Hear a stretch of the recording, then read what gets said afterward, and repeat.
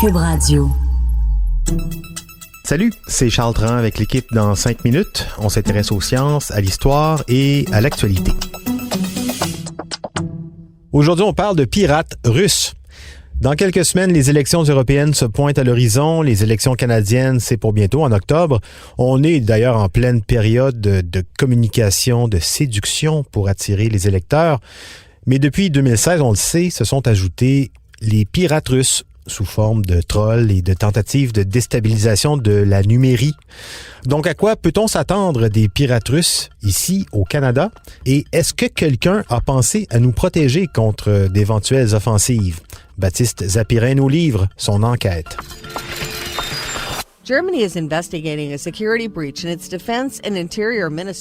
On s'attend effectivement à ce qu'un groupe de pirates russes passe à l'action lors des prochaines élections.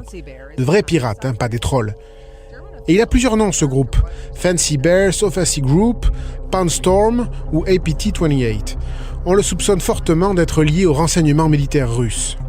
En tout cas, on lui attribue déjà un joli CV. Piratage de l'OTAN, de la Maison-Blanche sous Obama, du Parti démocrate pendant les dernières élections américaines, du Comité international olympique en 2018, après que des athlètes russes aient été sanctionnés pour dopage. De nombreuses entreprises aussi, bref, que des gros poissons.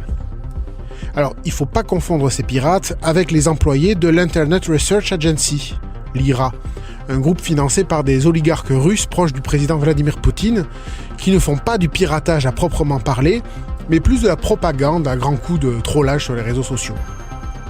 Non, les pirates utilisent d'autres techniques.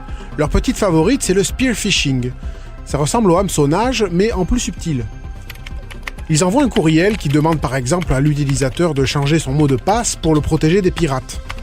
Oui, on le pirate en lui faisant croire qu'il se protège des pirates. Le courriel inclut un lien vers le site web où la victime devra entrer ses infos. L'utilisateur suit le lien vers la fausse page de connexion à son courriel, qui ressemble à la vraie, entre son nom d'utilisateur et son mot de passe, et voilà, c'est enregistré par les pirates, identité volée. Avec ça, ils accéderont au système de l'entreprise pour collecter des données et installer des logiciels malveillants qui endommageront les ordinateurs. La différence avec le hameçonnage, c'est qu'ici, les pirates n'envoient pas au départ une masse de courriels génériques en espérant qu'un petit pourcentage de crédules se fasse avoir. Là, ils se servent de techniques d'ingénierie sociale. Ils choisissent leur victime, font des recherches sur elle, ses relations, ils lui envoient ensuite un message personnalisé, bien plus crédible.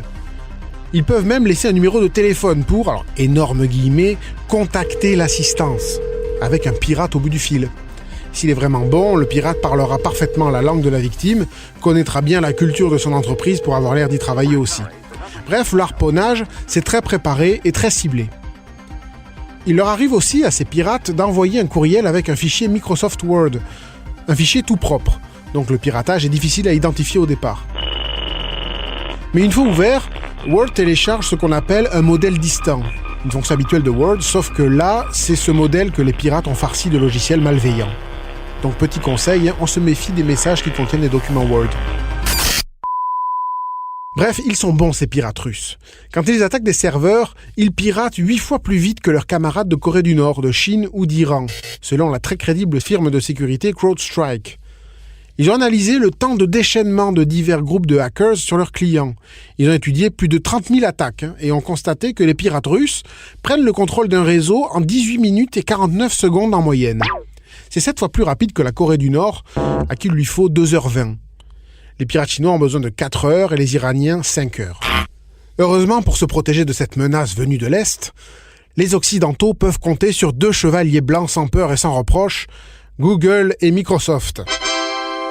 En Europe, Google accordera aux partis politiques européens et à leurs candidats un accès gratuit à Project Shield, un service de protection contre les attaques des DOS, une forme de piratage très répandue, qui consiste à saturer de demandes un serveur ou un site web pour le rendre indisponible. Au Canada, où des élections fédérales auront lieu le 21 octobre en principe, Microsoft rend disponible le service Account Guard, jusque-là accessible seulement aux États-Unis, au Royaume-Uni ou en Irlande. Là, c'est disponible pour les candidats fédéraux et provinciaux, tous les partis politiques enregistrés, les groupes de réflexion et organisations de défense de la démocratie, et aussi les groupes qui leur fournissent la technologie. Le principe d'AccountGuard, c'est d'enregistrer les comptes des employés des organisations politiques sous Office 365, Hotmail ou Outlook.com. Microsoft peut ainsi surveiller ces comptes pour détecter les attaques d'agresseurs connus et alerter les administrateurs et les victimes en cas de problème. Les ingénieurs Microsoft offrent aussi leur assistance en cas de piratage. Pendant ce temps, le gouvernement Trudeau a aussi mis en place en janvier un groupe de hauts fonctionnaires chargés de surveiller ces cyberattaques qui poseront une menace grave à la tenue d'une élection libre et juste. Alors, rassurés ? Ouais. Google, Microsoft et notre bon gouvernement aux premières lignes pour nous protéger des pirates russes. Bon, retenons notre souffle. Merci Baptiste Zapirin. C'était en 5 minutes.